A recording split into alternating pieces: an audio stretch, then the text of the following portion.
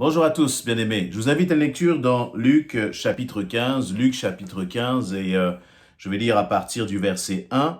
Il nous est dit, ceci, tous les publicains et les gens de mauvaise vie s'approchaient de Jésus pour l'entendre. Et les pharisiens et les scribes murmuraient, disant, cet homme accueille des gens de mauvaise vie et mange avec eux. Mais il leur dit cette parabole que quel homme d'entre vous, s'il a 100 brebis et qu'il en perd une, ne laisse les 99 autres dans le désert pour aller après celle qui est perdue, jusqu'à ce qu'il la trouve. Lorsqu'il l'a trouvée, il la met avec joie sur ses épaules et de retour à la maison, il appelle ses amis et ses voisins et leur dit « Réjouissez-vous avec moi, car j'ai perdu ma brebis qui était perdue. J'ai trouvé ma brebis qui était perdue. De même, je vous le dis, il y aura plus de joie dans le ciel pour un seul pécheur qui se repent que pour 99 justes qui n'ont pas besoin de repentance. Amen. » Voilà donc, Jésus est en train de parler à la foule et j'ai été interpellé par ces deux premiers versets surtout. Et le reste est une illustration justement de ces deux versets. Ces deux premiers versets nous disent, eh bien, tous les publicains et les gens de mauvaise vie s'approchaient de Jésus pour l'entendre. Donc, dans ce verset, ce qui m'a interpellé, c'est la population que Jésus attirait. Et je me demande, eh bien, quelle population maintenant nos églises attirent?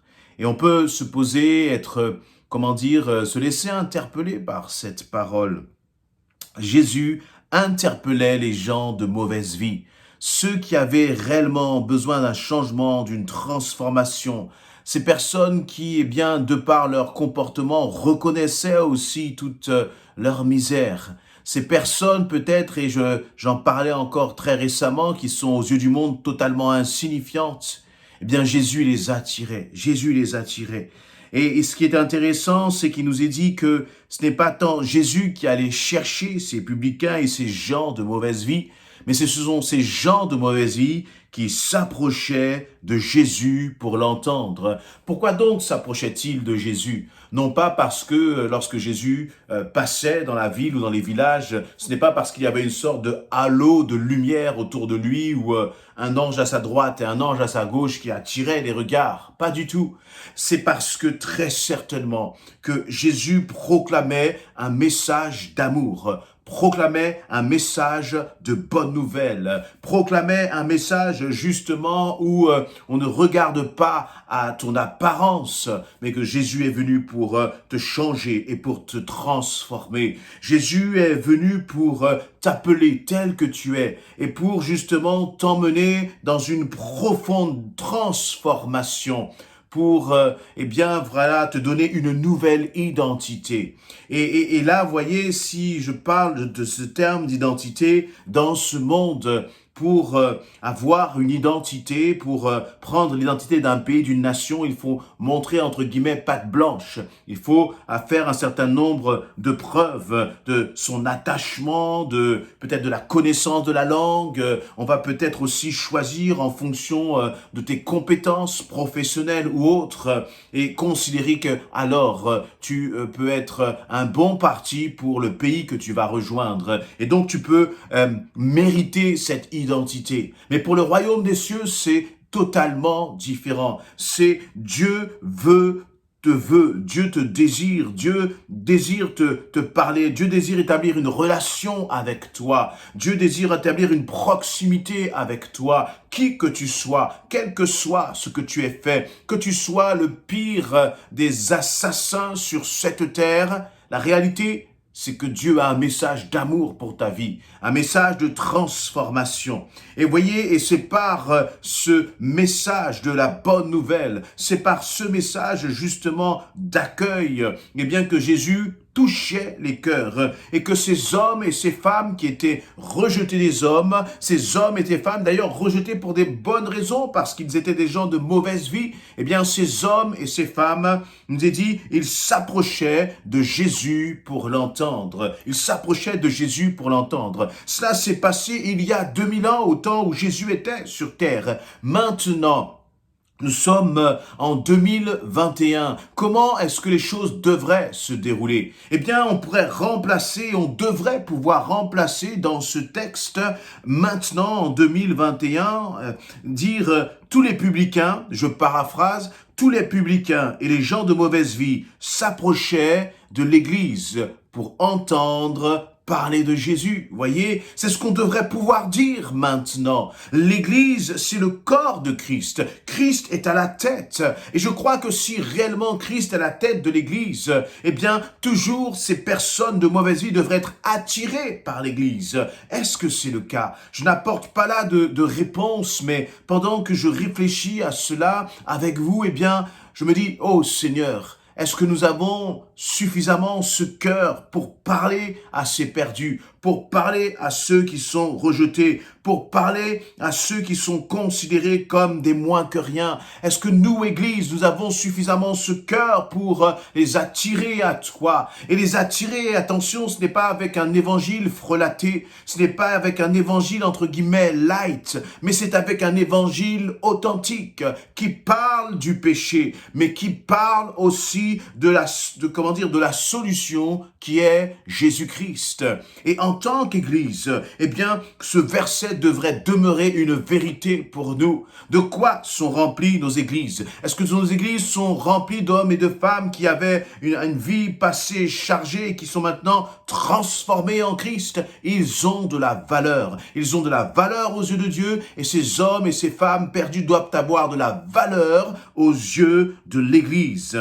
Aux yeux de l'Église. Et juste après, le verset 2 nous est dit, les pharisiens et les scribes murmuraient, disant, mais cet homme accueille des gens de mauvaise vie et mange avec eux. Nous voyons là qu'il y a non seulement un Jésus qui parle, un Jésus qui annonce la bonne nouvelle à ces personnes de mauvaise vie, mais ça va bien plus loin que cela. Jésus prenait le temps de la proximité. Il prenait le temps de manger avec eux. Réalisons que Jésus était un homme extrêmement occupé, plus occupé que vous et moi. Il était occupé par une mission qui était divine, par une mission qui était céleste, et pourtant Jésus prenait le temps de manger avec ces gens de mauvaise vie. Et nous, en tant qu'Église, et nous personnellement, combien de fois nous passons auprès de ces gens de mauvaise vie en les pointant du doigt comme le monde les pointerait du doigt, alors qu'en tant qu'enfants de Dieu, nous avons en nous un message d'amour à partager, un message de salut à partager. Et nous ne sommes pas là pour juger les autres, mais nous sommes là pour tendre une main de salut aux autres.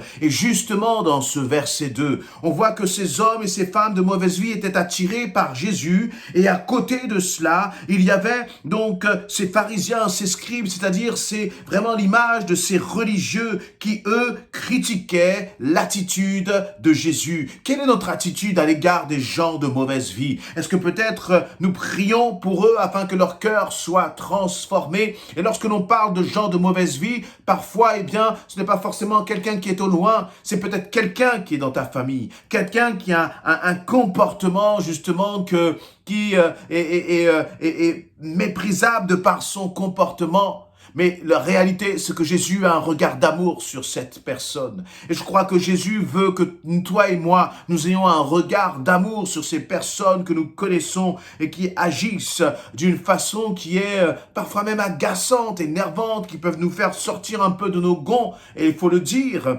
avec vérité. Mais la réalité, c'est que nous devons apprendre à les regarder avec le regard de Jésus. Et ces hommes et ces femmes doivent voir en nous quelque chose qui est différent. On voit que dans le cœur de Jésus, il y avait un comportement, des paroles qui étaient différentes comparées aux paroles des pharisiens et des scribes, comparées aux paroles des religieux. Parfois, nous avons oublié d'où nous sommes venus. Et parfois, nous avons oublié que c'est Christ qui nous a appelés, que c'est Christ qui a opéré une transformation pour être les hommes et les femmes que nous sommes maintenant, pour être des enfants de Dieu. Et ces hommes et ces femmes que nous pouvons regarder peut-être parfois avec mépris, même de façon inconsciente, attention, parce qu'ils ont de la valeur aux yeux du Seigneur. Ils ont de la valeur aux yeux du Seigneur. Et donc Jésus va prendre cette parabole de cet homme qui avait 100 brebis et puis il va en perdre une. Et il est là dans le désert, il nous est dit, il va laisser les 99 pour aller chercher cette brebis qui était perdue. Parce que les âmes ont de la valeur aux yeux de Dieu. Ils ont de la valeur à tel point que Jésus n'est pas seulement là en train de pleurer pour cette âme, pour cette brebis qui s'est éloignée. Le berger, n'est pas en train de pleurer pour cette brebis qui s'est éloignée. Mais plus que cela, Jésus va la chercher. Jésus va mettre en place des efforts, vous voyez dans cette parabole bien sûr, et puis il dit, ce berger il va tout faire pour récupérer cette brebis. Et nous, Église, est-ce que nous faisons tout pour récupérer ces âmes qui sont perdues? Ou est-ce que nous prenons plutôt soin des 99 qui sont déjà de toute façon sauvés et qui ont déjà reçu le message de l'Évangile? Je crois que le regard, l'attention, la préoccupation de l'Église doit être tournée vers ces gens de mauvaise vie. Voyez, et ces gens de mauvaise vie, ce n'est pas ce qui manque, mais ils ont besoin que l'Église leur tende la main. Et je crois que lorsque l'Église tend la main à ces personnes de mauvaise vie, c'est Jésus lui-même qui tend la main. C'est le corps de Christ qui tend la main. Et que, nous puissions, surtout dans ce temps, dans cette société où le message de l'Évangile est rejeté, soyons de ceux qui nous préoccupons pour ces âmes. Soyons de ceux qui prient pour ces âmes. Parce qu'à travers la prière pour ces âmes, c'est notre amour, c'est l'amour de Christ qui va comme bouillonner en nous pour ces vies, afin que nous puissions non plus nous centrer sur nous-mêmes, mais nous centrer sur ces perdus dans le nom de Jésus-Christ. Et je terminerai juste avec ce verset 7. Où Jésus va dire, en prenant cette comparaison toujours du berger qui va finalement ramener cette 100e brebis qui était perdue, il va dire à ses amis, réjouissez-vous avec moi, car j'ai trouvé ma brebis qui était perdue. De même, dit Jésus, je vous le dis, il y aura plus de joie dans le ciel pour un seul pécheur qui se repent. Voyez, ce n'est pas une question de chiffres, de nombre, de je ne sais quoi, mais c'est simplement de réaliser qu'à chaque fois qu'un homme, une femme fait cette déclaration, fait à cet acte véritable de dire « Je te donne ma vie, Seigneur, je veux changer de vie », les anges se réjouissent dans le ciel. Peut-être que là, tu es là et tu entends cette parole et tu es en train de faire une démarche avec Christ. Réalise combien Jésus-Christ t'aime. Réalise combien Jésus-Christ est capable de te tirer de ta mauvaise vie, de te tirer de ton passé pour te donner une vie nouvelle. N'écoute pas celui qui veut te culpabiliser. N'écoute pas les pensées qui veulent te dire que tu es bon à rien et que tu ne mérites rien. Mais écoute, j'ai la voix de Jésus-Christ qui te parle et qui te dit « Je t'aime mon enfant, je suis moi capable de te changer, de te transformer, mais je t'accueille tel que tu es et je vais opérer cette transformation en toi. » Et puis, Jésus te dit, je crois vraiment encore, là, comme il dit dans ce texte, je me réjouis, il y a la fête dans le ciel. Si maintenant tu décides de me donner ta vie, te dit Jésus, Amen.